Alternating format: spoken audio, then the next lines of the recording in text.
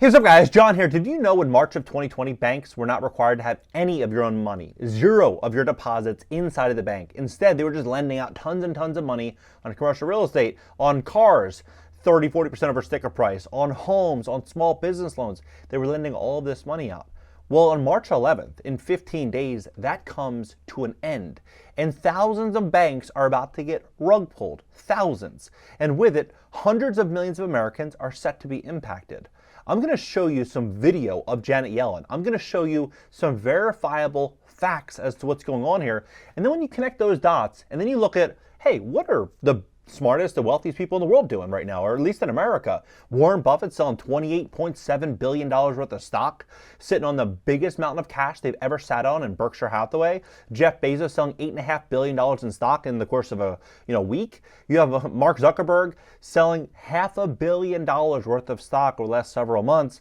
You have all these billionaires liquidating right now. Why would they be doing this? Billionaires and CEOs are unloading stock and at an increasing pace. JP Morgan CEO Jamie Dimon planning his first stock sale since taking over as CEO nearly 2 decades ago. Jeff Bezos is reportedly looking to offload more of his stake in Amazon. Why? Why all at the same exact time? Well, maybe because they realize everything's about to change. This entire financial game is about to change. I'm going to break it down for you. Look at this. The Federal Reserve Board reduced banking reserve requirements to zero in March of 2020. Since that time, banks in the United States have not been required to actually hold any deposited money in the bank, making a flawed system of fractional reserve banking worse.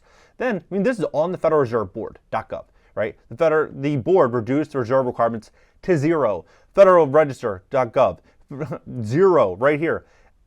0%. This is Investopedia, Forbes, zero reserves. Look at this information, because I'm telling you, when you look at the facts, you'll be able to make a really smart and logical decision as to what is coming.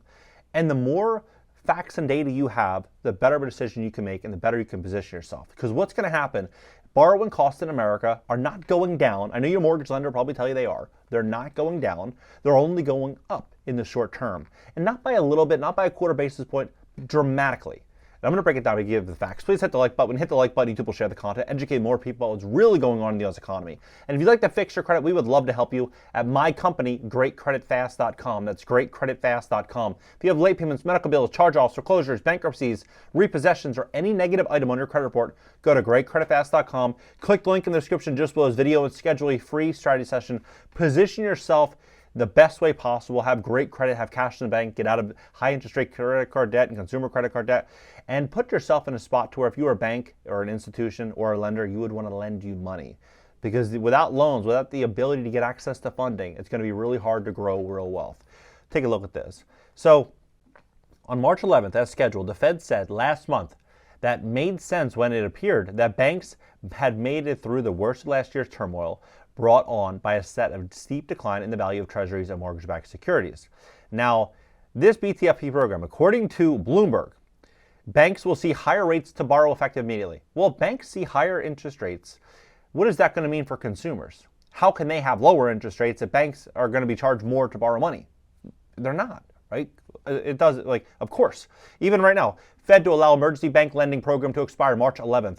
So this came out about 3 weeks ago, and it says, our assumption is that new borrowing will essentially fall to zero. Starting Thursday, said writes down ICAP analysts looking forward to smaller BTFP points to a faster shrinkage of the Fed's balance sheet, the firm said, noting that credit extensions offered by the Fed are likely to run off faster in 2024 than we have anticipated. Now, what many people don't realize is this BTFP program was created to support American businesses and households by making additional funding available to eligible depository institutions to help assure banks have the ability to meet the needs of depositors. Now, this only happened 2 other times. This happened January 2020, right? And which is here. January 2020 is right here and right there. And then a month later, boom, stock market dropped, call it 35 points. Right. And then the other time that this happened was in September of 2008, which was right around here, August, September 2008, and then boom, dropped another 30%. So you start to look at the correlation between what's happened in the past, what's happening right now, and where consumers are today versus where they were back then. consumers are in a way worse position than they were back then. And as consumers get pulled from credit, not able to get access to credit lines like they were in the past, what will happen to their cars? What will happen to their homes? As insurance and taxes go up, what will happen to commercial real estate? And all of these assets are only worth what the highest bidder is willing to pay. And if bidders are getting priced out of credit, it just means one thing: that prices are going to be coming down in a pretty big way. And so what's very, very fascinating here is at the same exact time, you have the Walton family just sold $4.5 billion worth of Walmart stock, right? Well, before I even dive into that, I want to show you this video of Janet Yellen. So look at this. Fed board, and this is I, a year in ago. consultation with the president, determined that the failure to protect uninsured depositors would create systemic risk and significant economic and financial consequences. So what is and your we plan? made that determination. Right. So what is your plan to keep large depositors from moving their funds out of community banks into the big banks? I'm concerned you're about to accelerate that by encouraging anyone who has a large deposit in a community bank to say, we're not going to make you whole, but if you go to one of our preferred banks, we will make you whole. Look, I mean, that's certainly not something that we're encouraging. That is happening right now. That is. Yeah, it's happening. And that happened in March of 2020 after Silicon Valley Bank, First Republic, Credit Suisse, all that chaos that happened. We saw a massive influx of cash go to Bank of America, to Chase, and to these preferred banks. When they pull the BTFP program, March 11th, we are going to start to see a lot of stress hit these regionals, these small local credit unions. And what will likely happen after they start to see 2, 3, 4 banks go down? You're going to start to see a lot more faith go into these big banks. And then it makes more sense why JP Morgan Chase is opening up 500 new locations. They're hiring 3,500 new employees. They're remodeling 1,500 locations at a period in which over the last 12 months, other banks throughout America collectively have fired 60,000 employees. JP Morgan Chase is ramping up. So you look at this situation and it's obvious what's going to be happening next. When you look at this over here, you have Bill Gates, the foundation selling Microsoft. You have Jamie Dimon, sold 150 million JP Morgan Chase since 2005. First time selling in almost 19 years. Zuckerberg selling 400 million in Meta. It's closer to 500 million. And introduced the dividend. Bezos sold 8.5 billion. Lilly Endowment sold 130 million. Alex Karp sold 25 million of Palantir. And McDermott sold off 26 million of Science Now. Right? So that's happening. Warren Buffett sitting on almost $170 billion in cash. 170 billion in cash. And then we got this really, really interesting thing unfolding also in March. What's happening in March is they're throwing out this notion of, that we're preparing for a shutdown. They've threatened us with this a million times, right? At this point, nobody really believes it. When they're saying, oh, we're going to have a shutdown, everyone says, okay, sure, right? It always ends up getting, resolved at the last hour. But what's very interesting this time around is that the U.S. government needs to sell $10 trillion worth of treasuries every single year going forward for the next 6 years. And they're saying that they need funding for, their, programs. They need the funding. And so if they need to sell almost 11 trillion every year for the next 6 years, and you have all these other countries that are, pulling back, America's biggest bond buyers aren't buying bonds. Why a rut in government bonds is worrying. Why you should care about the global rout in government bonds. U.S. ramps up debt issuance, adding fuel to self and treasuries. Janet Yellen came out and she said this about this situation. China and the Taiwan Strait scenario, I'm gonna fast forward here. Invasion of Taiwan, the scenario was that China, the second largest foreign creditor of U.S. Treasuries, would dump that $859 billion in Treasury securities. How are you working with our allies internationally and also the Federal Reserve to deal with a situation where China would dump that volume of Treasury securities overnight?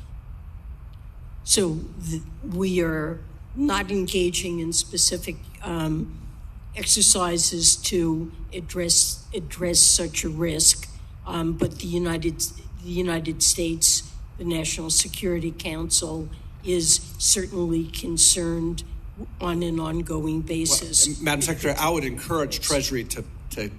So there's already a history of China, of other countries unloading treasuries.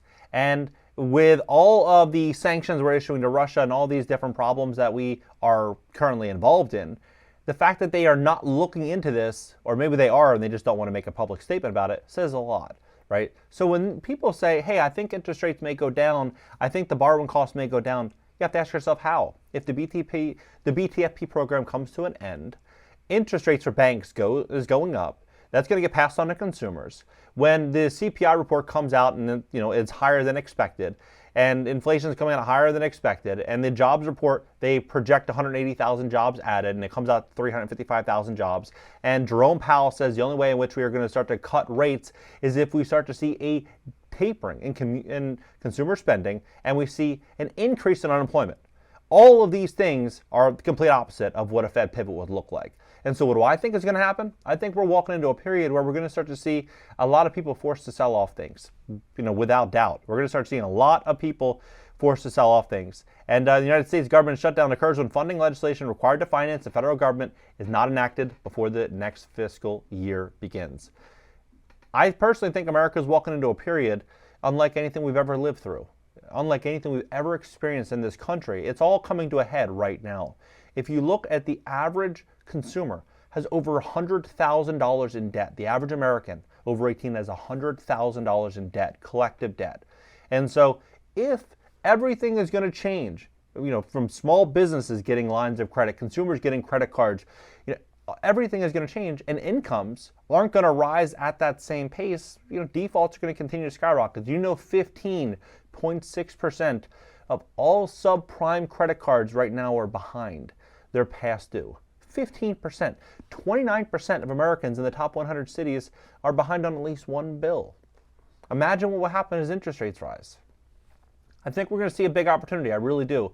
So if you are a renter right now and you have a big goal, a big plan, Fannie Mae and Freddie Mac, they have a down payment program with 5% down to buy a duplex, triplex, or fourplex. So put yourself in a position to, you definitely, in my opinion, don't want to be a renter over the next 10 or 15 years. Maybe the next year or 2 or 3 would be okay. But corporations are going to start acquiring all these single-family homes. They're going to be buying up tons and tons and tons of rentals. And what are these large corporations going to do when they have a market share?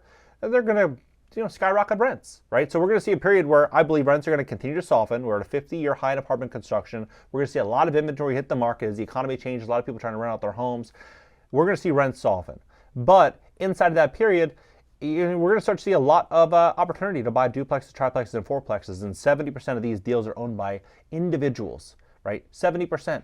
So position yourself to get one of these deals. Maybe you can put yourself in one of those units, and the adjacent rents will cover your overall life expenses, and then the money you make from your online business or your current job, you're able to save money and get ahead while everyone else is struggling. But you have to play defense here. You have to play defense and put yourself in a really, really good place to where you can grow and scale when most other people aren't. What do you think about this entire situation? Drop below, hit the like button, add me on IG, and if you'd like to fix your credit, we would love to help you at my company, GreatCreditFast.com. That's GreatCreditFast.com. If you have late payments, medical bills, charge-offs, foreclosures, bankruptcies, repossessions, or any negative item in your credit report, go to GreatCreditFast.com. Click the link in the description to as well as video. Schedule a free strategy session for tomorrow. Catch you in the next video.